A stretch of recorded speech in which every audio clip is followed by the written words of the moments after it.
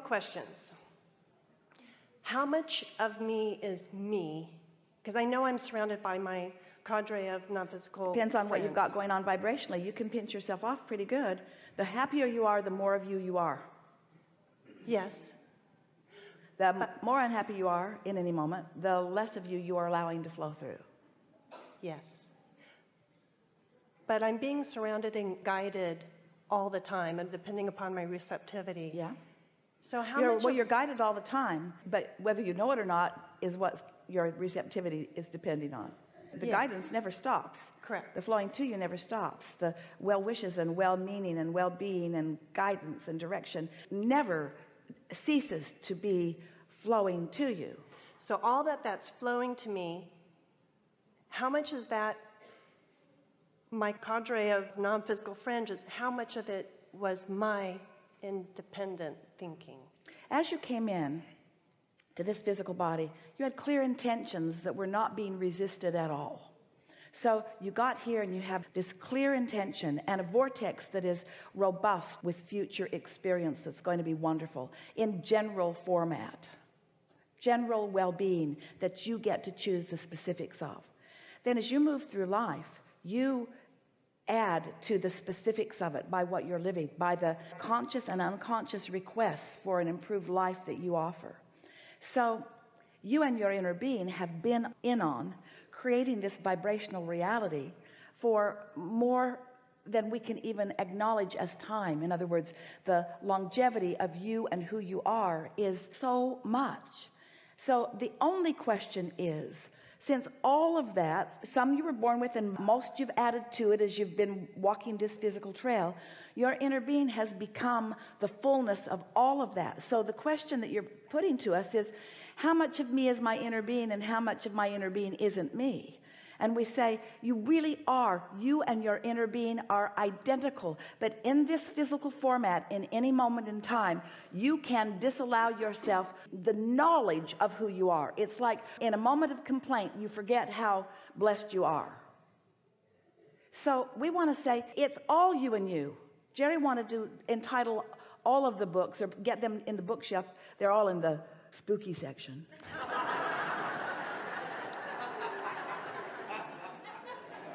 He wanted them to be in the self-help, and he wanted to say self-help from total self, because we are all in this together. So now ask your question again. So the guidance that I'm receiving from my mom and Jerry and Abraham, let's call it the knowing that they hold for you about you in this moment in time. It's the knowing that they hold. You can call it guidance if you want, but the knowing that they hold, the opinion that they've got about you and all you want and where you stand in relationship to everything else you want, the knowing that they hold right here and now. All right, so there is that. So they're only holding that which is me then. Does that make sense? They hold more than that.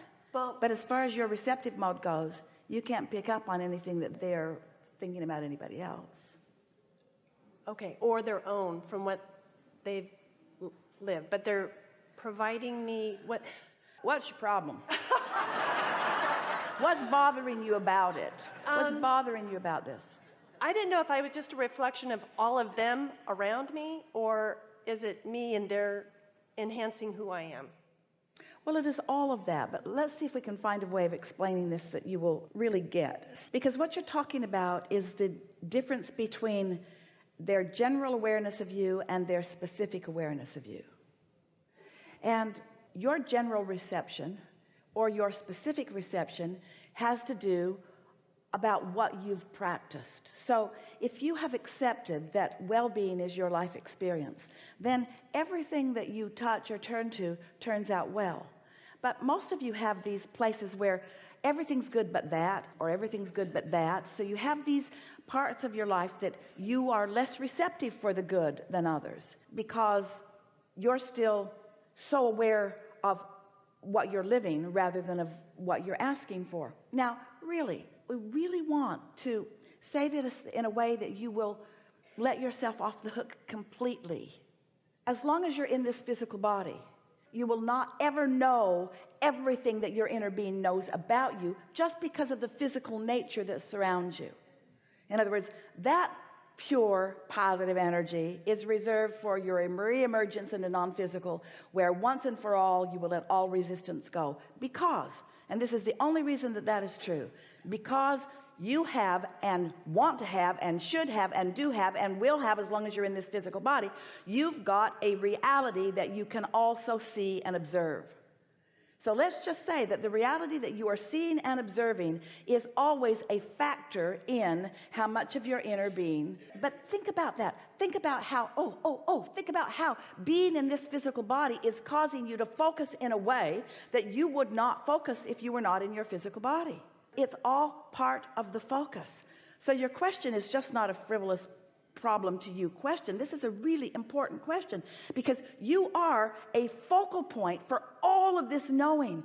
That's why we are all so excited about what you are doing, what you are wanting, what you are knowing. You're the leading edge. You're the leading edge of creation. That matters so much. So when you say, how much of me is that? We say, a better question is, how much of that are you allowing you to be? How much of that are you allowing you to be? That's the question. And the answer is given to you by the emotion that you feel. When you're sailing, you know, you get in that flow. Every corner you turn is just another something wonderful to see. Every person you meet, you just think, these are the nicest people in the whole world right here in this town today. And we say, law of attraction has put you all together. Your vibration is the reason that you are interacting with whom you're interacting with, and the mood that they're in when you're interacting with them. Because nothing that's out of sync with what you are projecting can ever come to you. It's like a mirror reflecting back to you exactly what you're doing vibrationally, you see. And so we wouldn't spend too much time trying to figure out what part of me. It's like Esther acknowledges that when she allows herself in this format, when she allows herself to move to the frequency of Abraham and receive the vibration of Abraham, she feels a clarity and an empowerment and a liveliness and a love and an appreciation of life unlike that she feels under any other conditions, in other words. And so to varying degrees, you are allowing the fullness of who you are to flow. So then you might want to say, well then, all right, so Esther is allowing Abraham, but exactly what is Abraham? And we say, that is really a moving thing depending upon what you are summoning through Esther. In other words, your point of attraction is what determines what this energy is that you are summoning. You see what we're getting at? And so when we talk about infinite intelligence, that's what we want to say is not only available to you, that's what we want to say that you are. You are infinite intelligence. How much bigger or broader or more important of a label could we ever give to anyone? You are infinite intelligence, and you get to define toward what you want that infinite intelligence to flow. And what you discover is infinite intelligence as it flows through.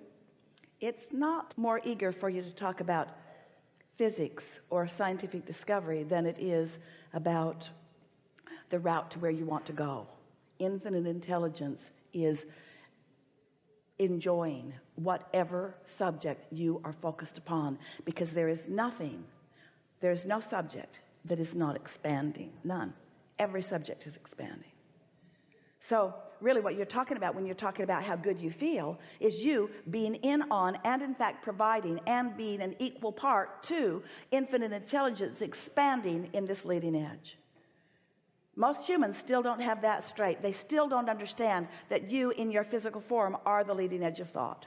So many people think that they're here being tested by something that is the leading edge of thought, and that you're still trying to catch up. You don't realize that you are the leading edge of thought. Helpful? That's empowering. Thank you.